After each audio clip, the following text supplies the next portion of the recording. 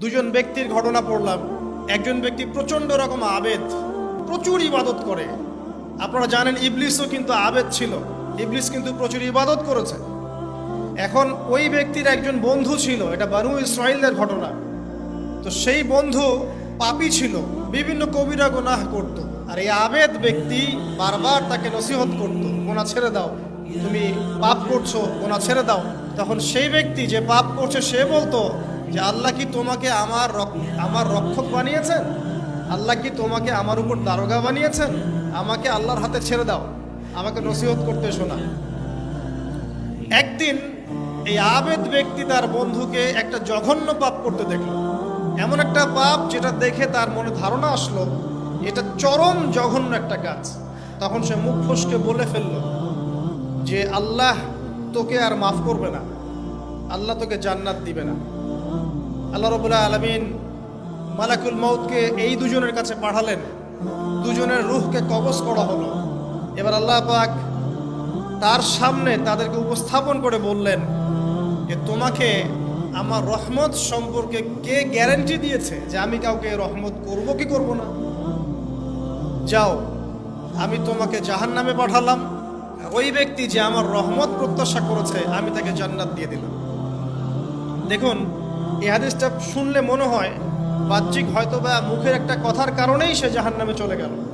আসলে বিষয়টা এমন না। বিষয়টা আমি আপনাকে বোঝাচ্ছি। বিষয়টা হচ্ছে ইবলিসের মতো। ইবলিস কিন্তু শুধু মন থেকেই বলেনি যে খলাকতানি মিন নার ওয়া খলাকতাহু মিন তিন, আমি কেন তাকে সিজদা করব আদমকে? আদম তো মাটির তৈরি আর আমি তো আগুনের তৈরি। এটা ইবলিসের শুধু মৌখিক স্টেটমেন্ট ছিল না, কারণ কি ছিল? আবা ওয়াস্তাকবারা, সে উদ্ধত হয়েছিল, অহংকার প্রদর্শন করেছিল। ভিতর থেকে ইন্টারনালি সে অহংকারী ছিল, সে আন্ডার এস্টিমেট করে কথাটা বলেছে, শুধু মৌখিকভাবে বলে নাই। কিন্তু ঠিক এই ব্যক্তির ঘটনা এমনই, সে মন থেকে অহংকারী হয়ে উঠেছিল, যদিও বা সে আবেদ ছিল। এখানে আমরা যারা প্র্যাকটিসিং মুসলিম হওয়ার চেষ্টা করছি, আমাদের জন্য এখানে নিদর্শন আছে।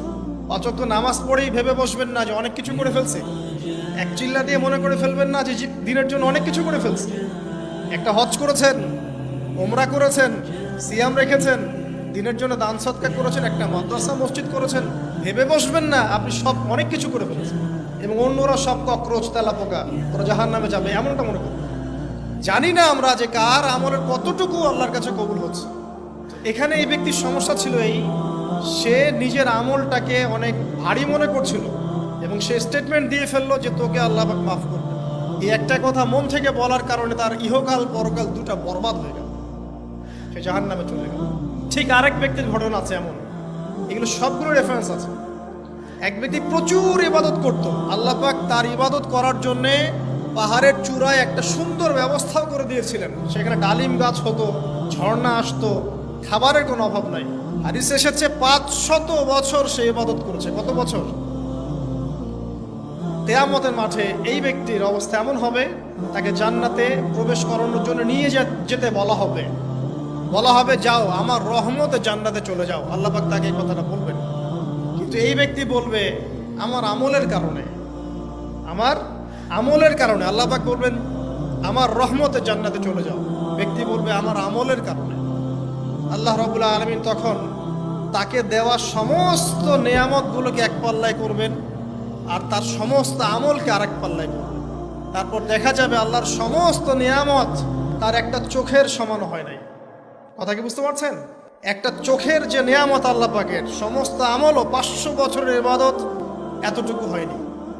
তারপর তাকে বলা হবে ওকে জাহান্নামে নিয়ে যাও।